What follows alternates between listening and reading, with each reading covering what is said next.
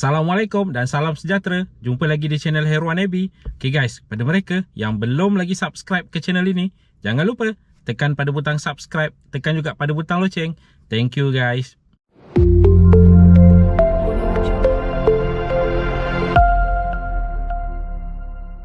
Hari ini 16 hari bulan 8 2021, hari bersejarah untuk rakyat Malaysia, di mana Perdana Menteri Malaysia yang ke-8 baru saja sebentar tadi mengumumkan peletakan jawatan beliau.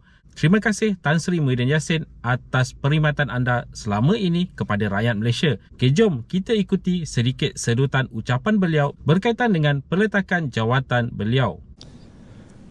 Saya telah menghadap ke bawah duli Yang Maha Mulia Sri Paduka Baginda Yang di-Pertuan Agong pada jam 12.30 tengah hari tadi di Istana Negara.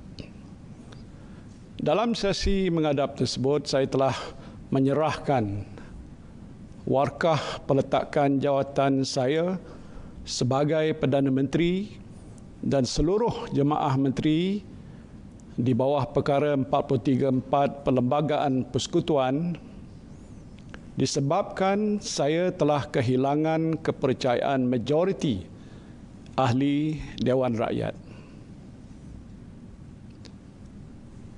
Ini bermakna saya dan seluruh ahli jemaah menteri telah meletakkan jawatan.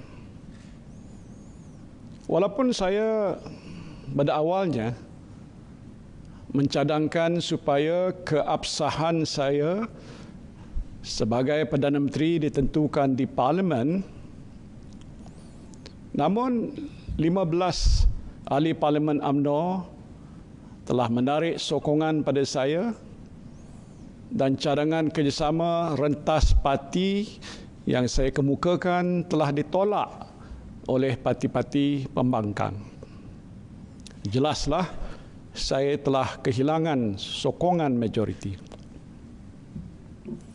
Jadi tak perlulah lagi keabsahan saya sebagai Perdana Menteri ini ditentukan di Parlimen.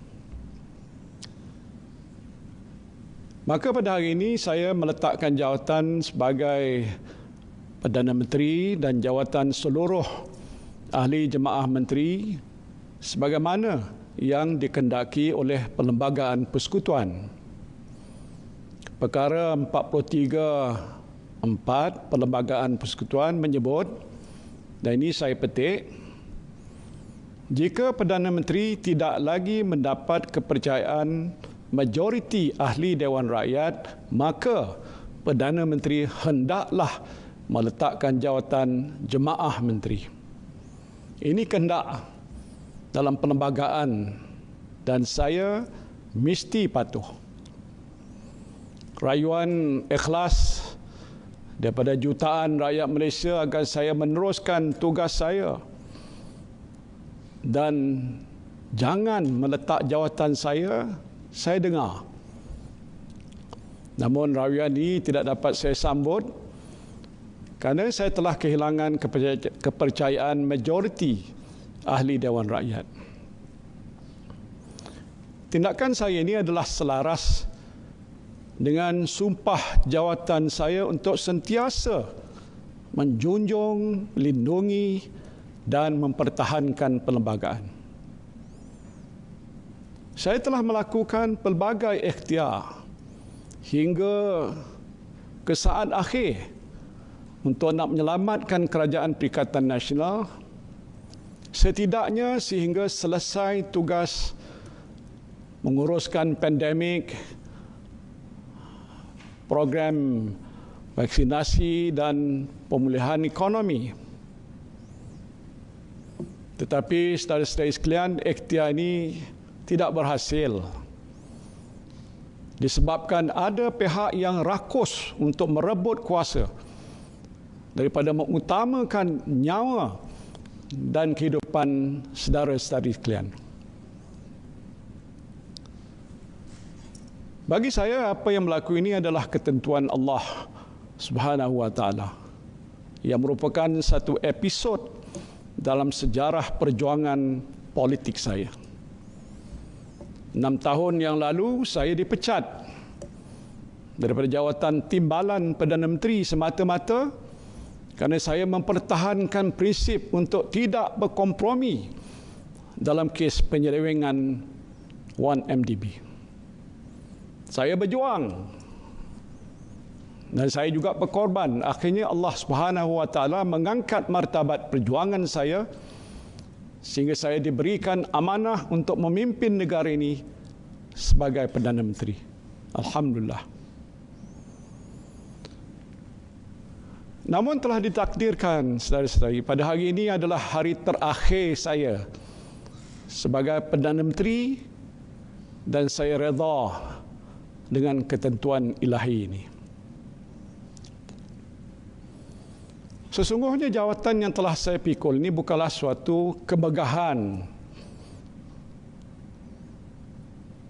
Ini datang dengan suatu bebanan tanggungjawab yang amat berat. Saya memimpin negara, saudara-saudari tahu pun, dalam keadaan krisis kesihatan dan ekonomi yang tak pernah berlaku dalam sejarah negara kita dan dunia sebelum ini.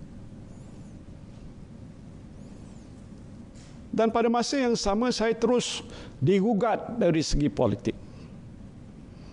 Saya boleh mengambil jalan mudah dengan saya mengorbankan prinsip saya untuk kekal sebagai Perdana Menteri. Tetapi saya sekalian itu bukan pilihan saya. Saya tidak akan sekali-kali bersekongkol dengan kumpulan kleptokrat. Saya sekali-kali tidak akan mengganggu kebebasan badan kehakiman, apalagi membelakangi perlembagaan persekutuan semata-mata untuk terus kekal berkuasa. Saudara yang saya kasihi sekalian,